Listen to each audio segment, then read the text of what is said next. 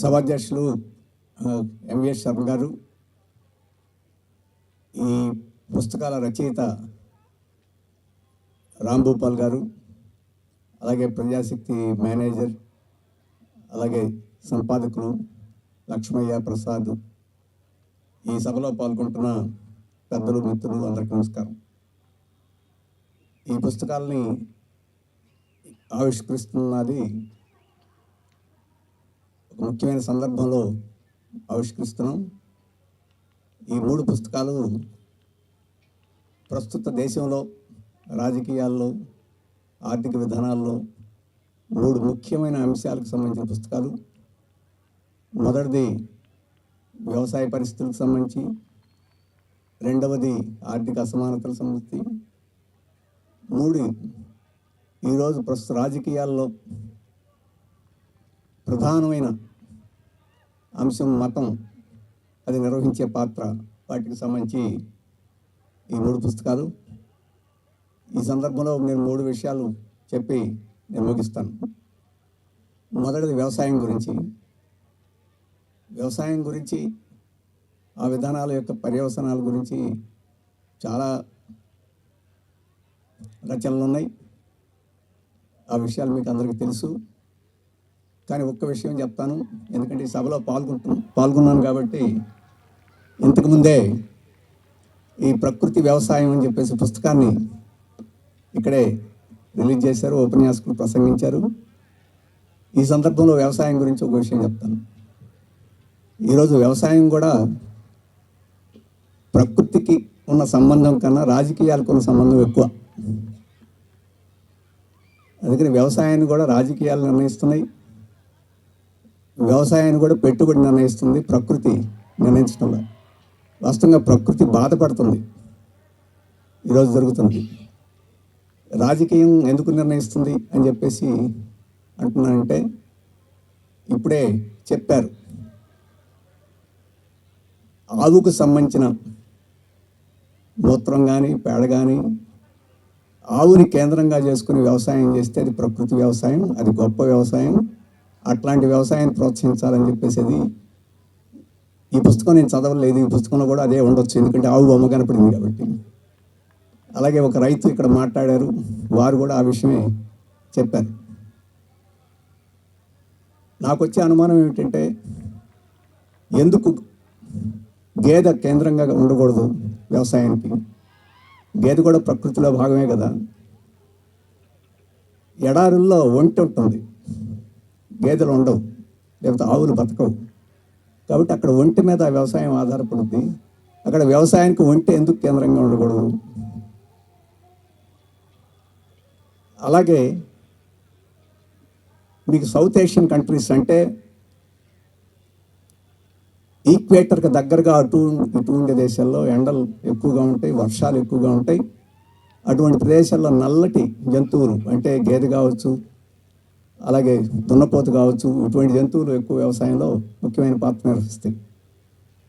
అలాగే చలి ప్రాంతాల్లో బాగా ఎక్కువగా ఆవులు ముఖ్యమైన పాత్ర నిర్వహిస్తాయి, ఎందుకంటే చలికి వాటికి తట్టుకోగలిగే శక్తి వాటికి ఎక్కువ ఉంటుంది.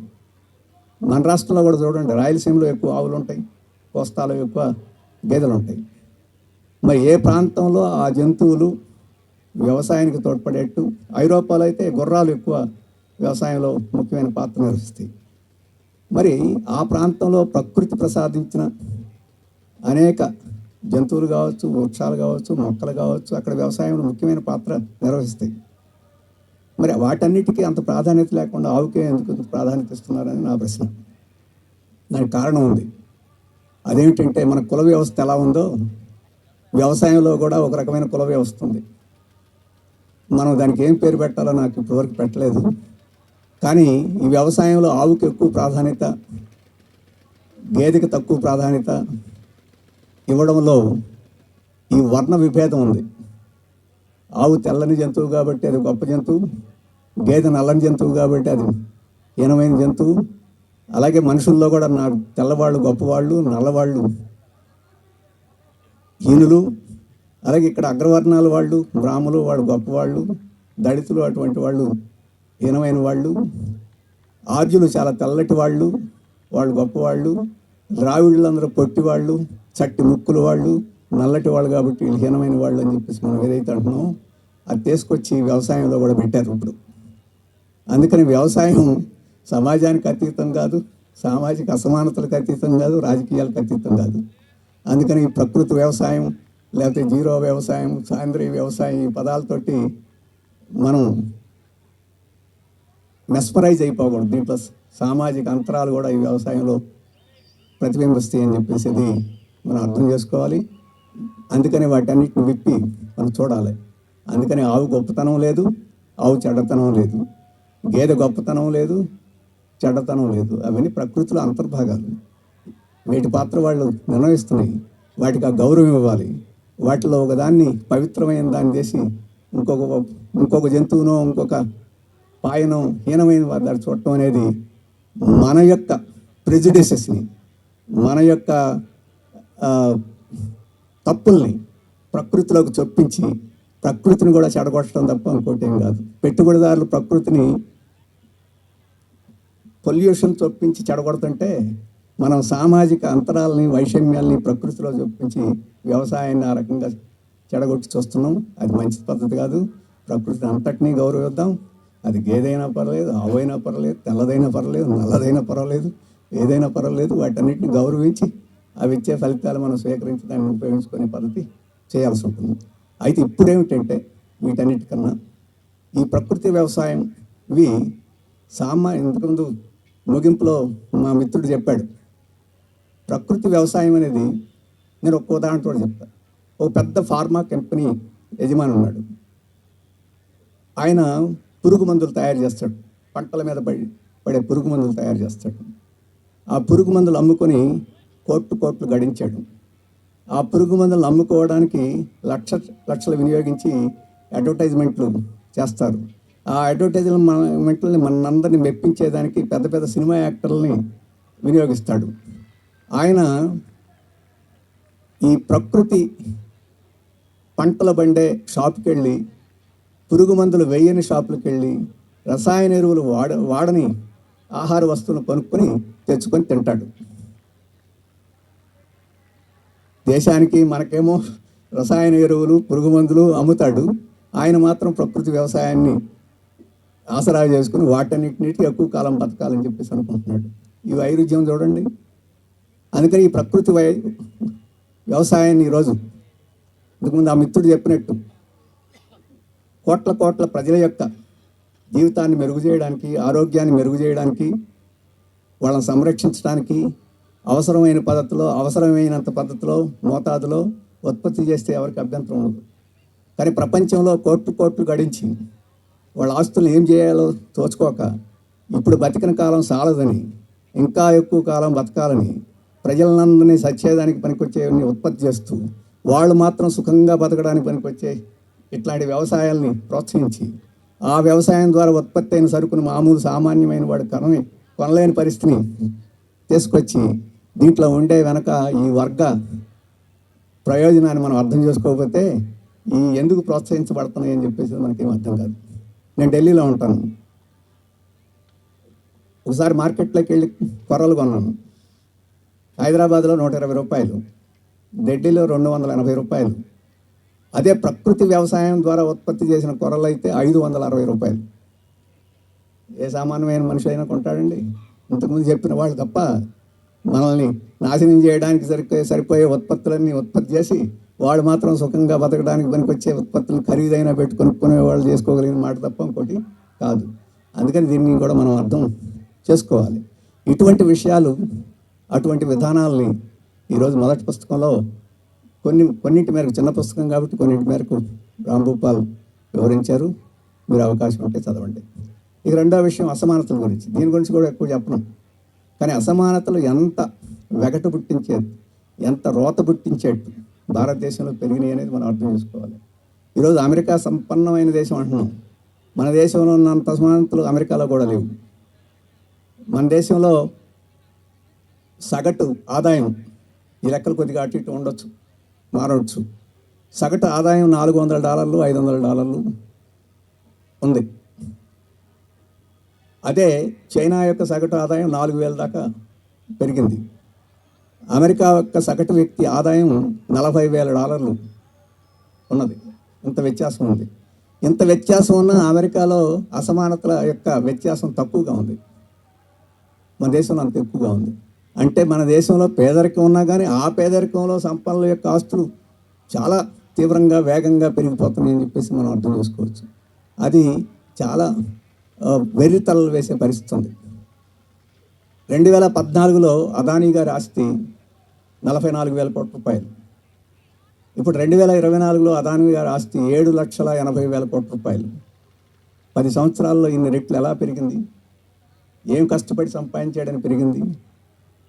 ఈ దేశంలో కష్టపడే వాళ్ళని, ఈ దేశంలో ప్రభుత్వం యొక్క సొమ్ముని, ప్రజల యొక్క సొమ్ముని, వారు నిర్మించిన ఆస్తుల్ని కొల్లగొట్టకుండా ఒక వ్యక్తి ఇంత ఆస్తులు ఎలా సంపాదిస్తాడు? ఆ సంపాదించడానికి మన సమాజం ఎందుకు ఒప్పుకుంటుంది? మనం ఒప్పుకోవాలా దాన్ని? ఇవన్నీ మనం వేసుకోవాల్సిన ప్రశ్నలు. ఇదే కనుక ఇట్లాంటి అసమానతలు కొనసాగితే ఒక సామాజిక అశాంతి, సామాజిక ఒక ఇది బయలుదేరదని, సంక్షోభం బయలుదేరదని మనం ఎలా చెప్తాం? అంబానీ గారి ఆస్తి చూడండి, 2014లో 1,00,000 కోట్ల రూపాయలు ఆస్తుంది. ఇప్పుడు 8 లక్షల కోట్ల రూపాయలు ఆస్తుంది. ఎక్కడి నుంచి వచ్చింది ఇది? అంబానీ గారు తన కొడుక్కి పెళ్లి చేశాడు. ఆ పెళ్లికి ఎంత ఖర్చో మీకు తెలుసా? 4,000 కోట్ల రూపాయలు. ఈ మధ్య పేపర్లని మీరు చదువుతుంటారు కాబట్టి మీకు తెలుసు. ఈ మధ్య ఒక సినిమా యాక్టరు విమర్శ చేశాడు అంబానీ గారిని. 4,000 కోట్ల రూపాయలు ఖర్చు పెట్టినందుకు కాదు, అందరు సినిమా యాక్టర్లకి 2 కోట్లు ఖరీదు చేసే వాచ్ ఇచ్చాడు, నాకు మాత్రం ఇవ్వలేదు, ఇది అన్యాయం కాదా అని చెప్పేసి ఆయన విమర్శ చేశాడు. సరే, ఆయన విమర్శ చేసిన 2 కోట్ల రూపాయలు గిఫ్ట్, వాచ్ గిఫ్ట్ వచ్చిన వాళ్ళందరికీ ఇచ్చేశారు. ఇంత వేలం వెరిగా 4,000, మీకు 40 లక్షలు ఇస్తాం, ఖర్చు పెట్టగలరా మీరు పెళ్లికి? అనుమానమే. కానీ 4,000 కోట్ల రూపాయలు ఖర్చు పెట్టారు. 4,000 కోట్ల రూపాయలు ఖర్చు పెట్టి పెళ్లి చేయాల్సినంత భారతదేశం ఉందా? ఒకవేళ అంత సంపద ఉన్నా అట్లాంటిది అవసరమా? అలాంటి పద్ధతిలో ఖర్చు చేస్తే ఈ ప్రకృతి బతుకుద్దా? ఈ ప్రకృతి వనరులన్నీ ఆ రకంగా నాశనం అయిపోతూ ఉంటే, సమాజం అంతా, ప్రజలంతా బాధలు పడుతుంటే దాన్ని మనం వేచి చూస్తుండాలా? ఇది అసమానతలు ఎంత తీవ్రమైన స్థాయిలో భారతదేశంలో ఉన్నాయని చెప్పేదానికి నేను కొన్ని ఉదాహరణలు చెప్పాను. వీటిని సంఖ్యాపరంగా, లెక్కల పరంగా ఇంకా వివరంగా మనం చెప్పుకోవచ్చు. అటువంటి వివరాలు ఇవన్నీ ఈ పుస్తకంలో కూడా కొంతమేరకు వచ్చి ఉంటాయి. కాబట్టి వాటిని కూడా మీరు చదవాలని చెప్పేసి కోరుతున్నాను. ఇక చివరిది ఏంటంటే, ఈ మన దేశంలో రాజకీయాలు ఒకప్పుడు ఇందిరాగాంధీ సోషలిజం అంది, అంతకుముందు నెహ్రూ గారు అభివృద్ధి అన్నారు, అలాగే అనేక పాలకులు అనేక విధానాలు చెప్పారు. చంద్రబాబు నాయుడు గారు గతంలో విజన్ 20 అన్నారు, ఇప్పుడు విజన్ 2047 అన్నారు, రకరకాలు చెప్తున్నారు. కానీ వీటన్నిటికన్నా ఈరోజు భారతదేశంలో రాజకీయాలు మతోన్మాదం అనేది శాసించే పరిస్థితిలో ఉంది. ఈ విషయానికి సంబంధించి 3వ పుస్తకం చెప్పబడింది. కానీ దీనికి సంబంధించి కూడా నేను ఎక్కువ విషయాలు చెప్పను, ఒక్క విషయం చెప్తాను. మన దేశంలో 1991లో బాబ్రీ మసీదుని కూల్చివేశారు. అక్కడ రామ మందిరం ఇప్పుడు కట్టారు. ఎందుకంటే అంతకుముందు రామ మందిరాన్ని కూల్చివేసి బాబ్రీ మసీదుని కట్టారని చెప్పేసి దాని నెపంతో దాన్ని కూల్చేసి ఇప్పుడు దీన్ని కట్టారు. ఆ సందర్భంలో తీవ్రమైన సంక్షోభం వచ్చింది దేశంలో. అప్పుడు పార్లమెంట్ ఒక చట్టం చేసింది 1991లో. అదేంటంటే ప్రార్థనా స్థలాల పరిరక్షణ చట్టం. ఆ చట్టం ఏం చెప్తుందంటే, చాలా తగాదాలు ఉన్నాయి, వాటన్నిటిని పక్కన పెడదాం, ఈ ఒక్క అయోధ్య విషయం తప్ప మిగతా ఏ ప్రార్థనా స్థలం అయినా కానీ, ప్రార్థనా మందిరం అయినా కానీ 1947 ఆగస్టు 15 ఎలా ఉంటుందో అలా ఉండాలి, దాన్ని ఎవరు మార్చకూడదు, దాన్ని ఎవరు మార్చాలని ప్రయత్నం చేయకూడదు అని చెప్పి చట్టం చేశారు. ఆ చట్టాన్ని సుప్రీంకోర్టుకి వెళితే సుప్రీంకోర్టు సమర్థించింది. ఇప్పుడు మళ్ళీ ఢిల్లీ ఎన్నికలు వస్తున్నాయి కాబట్టి, అక్కడ మతభావాల్ని, భావోద్వేగాలను సృష్టించి గెలవాలి కాబట్టి, మళ్ళీ సంభాల్లో ఏదో మసీదు కింద ఏదో ఉందని, గ్వాలియర్ ఆజ్మీర్ దర్గాలో మళ్ళీ ఏదో ఉందని, మధురలో ఏదో ఉందని, వాటిని సర్వేలు చేయాలని చెప్పేసి ఈరోజు గొడవలు జరుగుతున్నాయి. 1991 చట్టం దానికి వ్యతిరేకంగా ఉంది. అయినా చట్టాన్ని లెక్క చేయకుండా ఈరోజు ఇది చేస్తున్నారు. ఇది న్యాయమా, భారతదేశానికి ఉపయోగమా అని చెప్పేసి అది ఒకవేళ నిజమేననుకుందాం. ఆనాడు పాలకులు, ముస్లిం పాలకులు దేవాలయాలను కూలగొట్టి దాని స్థానంలో మసీదులు కట్టారు అనుకున్నాం. ఏ మసీదు ఎలా జరిగిందనేది మన పరిశోధన చేశారు, తెలుస్తారు. నేను వాళ్ళు చూసుకున్నాను అనుకుంటే వాటన్నిటిని కూలగట్టి మళ్ళీ తిరిగి కట్టడం పరిష్కారం? లాజికల్గా చూస్తే అది పరిష్కారం అంటున్నాం. అట్లాంటిది మన దేశానికి అవసరమా? అట్లాంటి పద్ధతిలో కట్టుకోవాలా? వేరే స్థలాలు లేవా? మసీదులు కట్టుకోవాలనుకున్న స్థలాలు ఉన్నాయి, చర్చిలు కట్టుకోవాలని స్థలాలు ఉన్నాయి, రామాలయాలు, వైష్ణవాలయాలు ఏం కట్టుకోవాలని స్థలాలు ఉన్నాయి. అటువంటి వాటిని కట్టుకోవడానికి మనం ఎందుకు సిద్ధం కాకూడదు? ఆ రకంగా ఒక రకమైన సామరస్యపూర్వకంగా మనం దీన్ని ఎందుకు పరిష్కారం చేసుకోకూడదు? కాదు అక్కడే దాన్ని కూలగట్టాలా, అక్కడే కట్టాలని చెప్పేసి పద్ధతిలో ఏమైనా తర్కం ఉందా అని చెప్పేసి నేను అడుగుతున్నాను. తర్కం పక్కన పెట్టండి, దేశానికి అవసరమా అని చెప్పేసి అడుగుతున్నాను. దేశానికి అవసరం కాదు. ఈ దేశం ఐక్యత, మనం ఐక్యంగా లేకుండా ప్రపంచంలో మనం ఒక అగ్రదేశంగా ఎలా అభివృద్ధి అవుతామని చెప్పేసి కూడా ప్రశ్న. ఏ రూపంలో చూసినా సమంజసం కాదు. నేను ఇంకోటి కూడా చెప్తాను. పాత తప్పిదాలని సరిదిద్దేదానికి కొత్త తప్పిదం చేయడం అని చెప్పేసేది పరిష్కారం అనేది కూడా నేను అడుగుతున్నాను. చారిత్రకంగా జరిగిన తప్పిదాలను ఇప్పుడు సరిచేయడానికి పూనుకోవడం, ఎవరో తప్పులు చేసిన వాడిని ఇప్పుడు సరిచేయడానికి పూనుకోవడం కూడా నైతికంగా, చారిత్రకంగా సరైందా అని చెప్పేసి అడుగుతున్నాను. ఒకవేళ చారిత్రకంగా, నైతికంగా సరైందైతే నేను ఇంకోటి కూడా అడుగుతాను. ఈ దేశంలో 3000 సంవత్సరాల నుంచి కుల వ్యవస్థ ఉంది. ఈ కుల వ్యవస్థలో దళితులంటే ఇప్పుడు వాడుతున్నాం, ఎస్సీలని ఇప్పుడు వాడుతున్నాం, మాదిగా ఇటువంటి కులాలని చాలా హీనంగా చూసాం, క్రూరంగా చూసాం. వాళ్లే కాదు, గిరిజనులను క్రూరంగా, హీనంగా చూసాం, మహిళలను క్రూరంగా, హీనంగా చూసాం, అలాగే సేవా కులాలను కూడా క్రూరంగా, హీనంగా చూసాం. అన్నీ ఎందుకు? చదువుకోకూడదు దళితులు, చదువుకోకూడదు మహిళలు. చదివారంటే నాలుకలు కోసేస్తారు, విన్నారంటే చెవుల్లో సీసం కోసేస్తారు. ఇప్పుడు అటువంటి నేరాలు చేసిన అగ్రకులాలకి ఇప్పుడు ఎటువంటి శిక్ష వేయాలి? వాళ్ళకి నాలుకలు కోద్దామా? వాళ్ళకి చెవుల్లో సీసాలు పోద్దామా? మనం ఏం చేయాలి దానికి పరిష్కారం? ఆ రోజు గుప్తుల స్వర్ణయుగం అని చెప్తాం. గుప్తుల కాలం నాటికి మాదిగలకి మూతులకు ముంతలు కట్టేవాళ్ళు. ఎందుకంటే వాళ్ళు ఉమ్మి గాలిలో కలిసి అగ్రవర్ణాల మీద పడుద్దామని చెప్పేసి. ముడ్డికి తాటాకు కట్టేవాళ్ళు. ఎందుకంటే వాళ్ళు నడిచిన దాన్ని అది పూడ్చుకుంటూ వచ్చుద్ది, మళ్ళీ అగ్రకులాలు వాటి మీద నడవడానికి అవకాశం లేకుండా. ఇప్పుడు మనం అందరం వీళ్ళకి ముంతలు కట్టి అగ్రకులాలకి ముడ్డికి తాటాకు కట్టి బజార్లో నడిపిద్దామా? దానికి ఈరోజు మనం అటువంటి శిక్ష వేద్దామా? ఎవరైనా అటువంటి శిక్ష వేయాలనేది తప్పని చెప్తాం. ఆనాడు జరిగిన తప్పిదాలకి ఈనాడు శిక్ష వేయడం కాదు మార్గం. అటువంటి తప్పిదాలు జరగకుండా చూడటం అని చెప్పేసి పరిష్కారం అని చెప్తాం. అది ఈరోజు దేశానికి కావాల్సింది. అందుకని ఈరోజు దేశంలో అంత వైషమ్య పూరిత వాతావరణాన్ని సృష్టిస్తున్న నేపథ్యంలో దీని గురించి సరైన చర్చ అవన్నీ జరగాల్సిన అవసరం ఉంది. ఈ దేశ ఐక్యతను కాపాడాల్సిన అవసరం ఉంది. ప్రజల మధ్య సామరస్యాన్ని కాపాడాల్సిన అవసరం ఉంది. అన్ని తరగతుల యొక్క ప్రజలు, దళితుల దగ్గర నుంచి అగ్రకులాల వరకు వాళ్ళ మధ్య ఐక్యతే కాదు, సమానత్వం సాధించాల్సిన అవసరం ఉంది. అలాగే వ్యవసాయంలో ఈరోజు మళ్ళీ పెట్టుబడి ప్రవేశించి దాన్ని స్వాధీనం చేసుకోవాలని చెప్పేసి ప్రయత్నం జరుగుతుంది.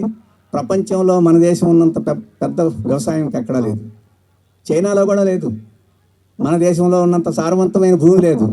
మన దేశంలో ఉన్నంత నీళ్లు సౌకర్యాలు ఎక్కడా లేవు. మన దేశంలో ఉన్నంత ఎండ, వ్యవసాయానికి పనికొచ్చే ఎండ ఎక్కడా లేదు. మన దేశంలో పండిన పూల వెరైటీసు, మన దేశంలో పండినంత పండ్లు వెరైటీసు ఏ దేశంలో లేవు. ఈరోజు మన దేశంలో ఉండే పండ్లన్నీ కావాలి, మన దేశంలో ఉండే రోయలన్నీ కావాలి, మన దేశంలో ఉండే పూలన్నీ కావాలి.